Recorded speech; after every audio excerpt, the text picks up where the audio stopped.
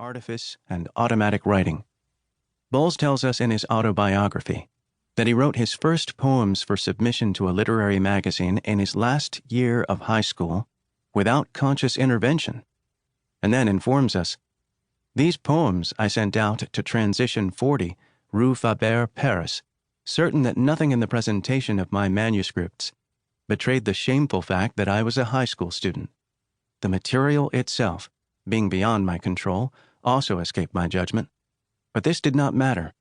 The important thing as far as I was concerned was that no one seeing it would guess that I was only 16. André Gide's The Vatican Swindle and The Counterfeiters made lasting impressions on young Paul Bowles. And one spring evening I bought my first Gide, Knopf's edition of The Vatican Swindle.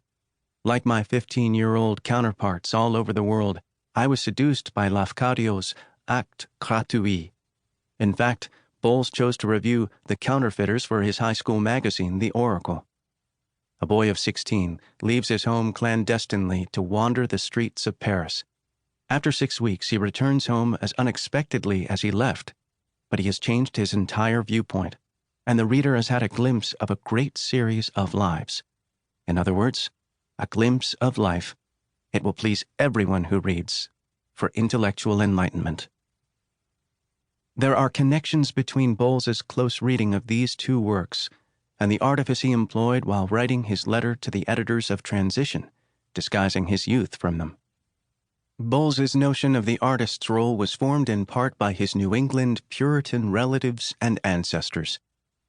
My own conviction was that the artist, being the enemy of society, for his own good must remain as invisible as possible and certainly should be indistinguishable from the rest of the crowd. Somewhere in the back of my mind there was the assumption that art and crime were indissolubly linked. The greater the art, the more drastic the punishment for it. The Counterfeiters is a rich portrait of the moral collapse of the Parisian bourgeoisie. It chronicles the adventures of two precocious adolescents, Bernard Profitendieu and Olivier Molinier, children of this class, as they find their way into the world of literature through various stratagems and actes gratuits.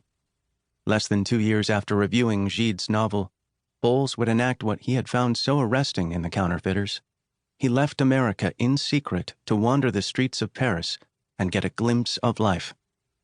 50 years after the event, Bowles recollects with precision a single book, which he took with him on his voyage to Paris, Gide's Journal des Faux Monnayeurs. Sometime after submitting his poems to Transition, I arrived home one afternoon to find that a small packet had arrived for me from Paris. I tore it open. It was a copy of Transition 12, with my name among those on the cover. I had imagined the moment so many times that the reality was almost like a déjà vu. I jumped into the air and let out a shout of triumph. My joy and excitement were such that I remember little else about the spring of 1928. One wonders what made him more excited, the triumph of his strategy, or the publication of the poem in an important literary magazine. As a freshman at the University of Virginia, Bowles made the acquaintance of Bruce Morissette, a student at the University of Richmond and a few years his senior. Morissette edited his university's literary magazine, The Messenger, and invited Bowles to guest edit an issue. I jumped at the opportunity and immediately sent off a dozen or so letters to writers, none of whom I had ever met or corresponded with.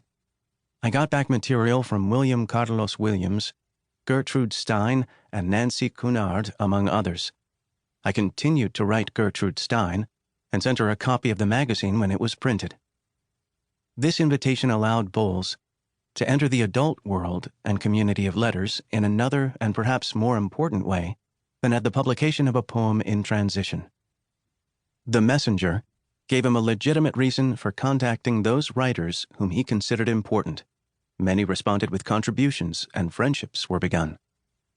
Bowles began the process of self-definition by the expression of his literary tastes. While in Paris for the first time, I went all the way to the Rue Faber, where Transition had its offices, climbed upstairs, and stood outside the door for a while. Then I decided that it would be absurd for me to go in and announce myself. No one could be in the least interested. Bowles was just 18.